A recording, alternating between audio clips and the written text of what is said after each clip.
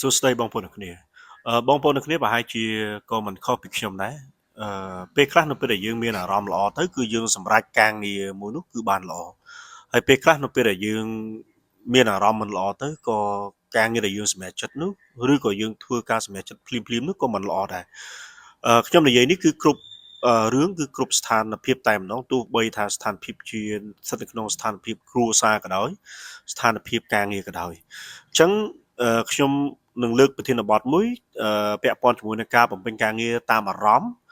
តើវាអាចជះឥទ្ធិពលអាក្រក់អ្វីខ្លះដល់គោលដៅរបស់ស្ថាប័នបើយើងនិយាយអំពីការសម្រេចចិត្តតាមអារម្មណ៍ហ្នឹងគឺមានន័យថាការសម្រេចចិត្តរបស់យើងគឺដោយមិនផ្អែកទៅលើច្បាប់មិនផ្អែកទៅលើវិន័យមិនផ្អែកទៅលើគោលការណ៍ណែនាំឬក៏គេហៅថា SOP ឬក៏មិនផ្អែកទៅលើគោលនយោបាយហើយបើសិនជានៅក្នុងស្ថានភាពឬក៏ក្របខ័ណ្ឌការងាររបស់យើងតើស្ថានភាពទាំងអស់ហ្នឹងវានឹងជះឥទ្ធិពលអាក្រក់អ្វីខ្លះទៅដល់ស្ថាប័នរបស់យើងជាពិសេសគឺអង្គភាពដែលយើងដឹកនាំហើយក្នុងនាមយើងជាអ្នកឬក៏ជាបុគ្គលម្នាក់ដែលមានសិទ្ធិក្នុងការសម្រេចចិត្តទៅលើការងារនោះបាទអញ្ចឹងជាការយល់ឃើញរបស់ខ្ញុំយល់ឃើញថាទី1បើសិនជាយើងសម្រេចចិត្តតាមអារម្មណ៍យើងនឹងបាត់បង់តម្លាភាពក្នុងការសម្រេចចិត្តដោយយើងអាចនិយាយថាដោយមិនអនុគ្រោះឬក៏ប៉ះពាល់ដល់ភាពជឿជាក់ឬក៏សាមគ្គីផ្ទៃក្នុងរបស់បុគ្គលឬក៏បុគ្គលិក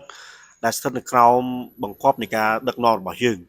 បាទទី2គឺយើងនិយាយថាគោលដៅនឹងមិនអាចសម្រេចបានតាមផែនការពីព្រោះអារម្មណ៍អាចធ្វើឲ្យធ្វើការសម្រេចចិត្តខ្វះហេតុផលនិងទិសដៅមិនច្បាស់លាស់បណ្ដាលឲ្យការអនុវត្តការងារនឹងគឺខុសពីផែនការនិងគោលដៅដែលបានកំណត់បាទហ្នឹងគឺចំណុចទី2ហើយបើចំណុចទី3នៃការងាររបស់យើងអាចនិយាយថាបើសិនជាយើងចេះតែសម្រេចចិត្តទៅតាមអារម្មណ៍នោះប្រសិទ្ធភាពនៃការងាររបស់យើងក៏ទៅតាមនឹងដែរបាទមានន័យថាយើងសម្រេចចិត្តនៅពេលអារម្មណ៍ដែលយើងតប់ប្រមល់អារម្មណ៍ដែលយើងធុញថប់អារម្មណ៍ដែលយើងស្មុគស្មាញអញ្ចឹងលទ្ធផលដែលយើងធ្វើការសម្រេចចិត្តភ្លាមដោយមិនបានឆ្លោះបញ្ចាំងអំពីគោលការណ៍ក៏ដូចជារបៀបរបបក្នុងការធ្វើការទេអញ្ចឹងលទ្ធផលឬក៏ប្រសិទ្ធភាពនៃការងាររបស់យើងគឺធ្លាក់ចុះមានថាការងារគឺមិនអាច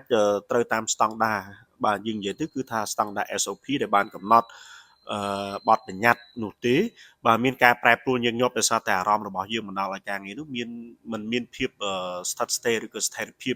បាទហើយប៉ះពាល់ដល់ស្មារតីក្រុមបាទជាពិសេសគឺស្មារតីក្រុមឬក៏គេហៅថា team spirit team ហ្នឹងគឺមានការធ្លាក់ចុះតែម្ដងបាទមានការមិនទុកចិត្តគ្នា